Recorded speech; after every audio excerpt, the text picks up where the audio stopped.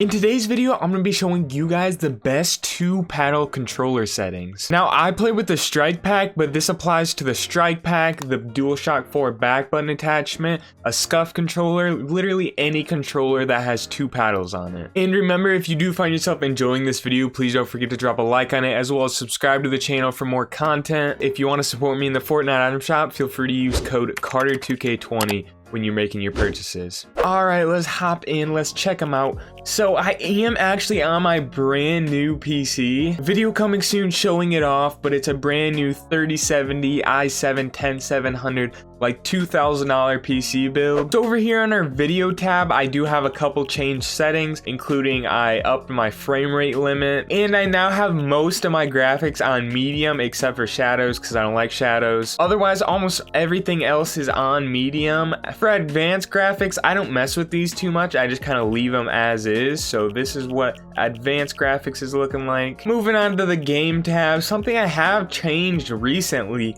is actually auto opening doors. I never thought I'd like it, but honestly, it's not that bad. Then of course, you gotta have sprint by default on, and the rest just looks like this. I have turned on the reset edits when entering build mode. That's actually pretty helpful. Not exactly what the Fortnite community wanted, but it is a step in the right direction for pre-edits. One setting I highly recommend is turning on the tap to search / interact. So you just tap it once and it goes and it opens the chest. It's really nice. Now to the controller options. I don't use auto run, I don't like it. Build immediately, you gotta have that on. I don't like controller vibration, throws off my aim a bit. So build mode and edit mode sensitivity, I have at a 1.4 build and 1.5 edit. This seems to be the absolute sweet spot. Any higher starts to feel out of control, any lower feels a bit clunky. From what I know, you're always supposed to keep your edit mode 0.1 higher than your build mode. So keep that in mind, whatever you have your set at, say your edit mode 0.1 higher. As for my look sensitivity, I have my horizontal on 49 and my vertical on 59. And this is sort of the same situation as the edit mode and build mode sensitivity.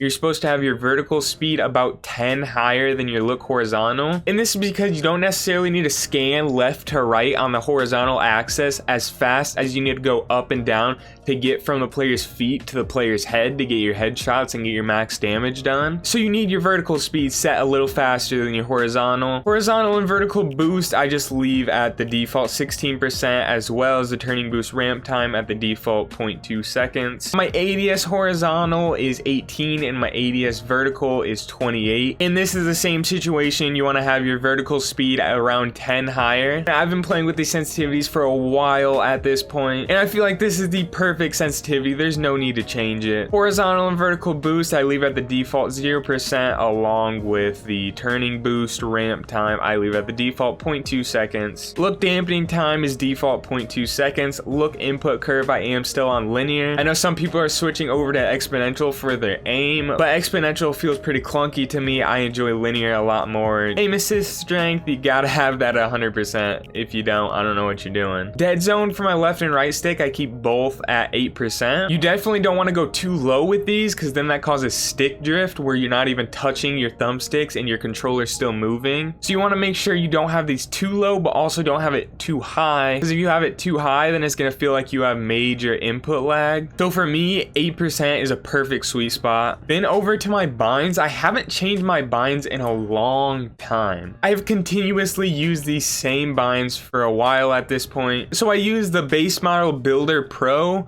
but then I changed up a couple things. I ended up putting crouch and repair on my L3. I still have my pickaxe on my triangle. I have my reload on my square. Those are the base binds for Builder Pro. And so is circle edit and X jump, but this is where my paddles come into play. I actually jump with my left paddle, so my left paddle is set to X, and I edit with my right paddle, so my right paddle is set to circle. And that leaves my last bind being switch mode on R3. This means when I'm building and editing, I never have to take my thumbs off the thumbstick. So the entire time I can be running forward, I can jump, I can press my switch mode, I can pull out my builds, I can start building, I can edit, then I can get out of it, back to my shotgun, all without taking my thumbs off the thumbstick, so I remain in control the entire time. I don't have to move my thumb off to click any of the face buttons, so it makes your shots a lot more accurate and it makes your gameplay look a lot more smooth and not such choppy movement like you usually see with controller players. And then that brings us to our edit controls. I actually do use edit on release. I've been using it for a while at this point.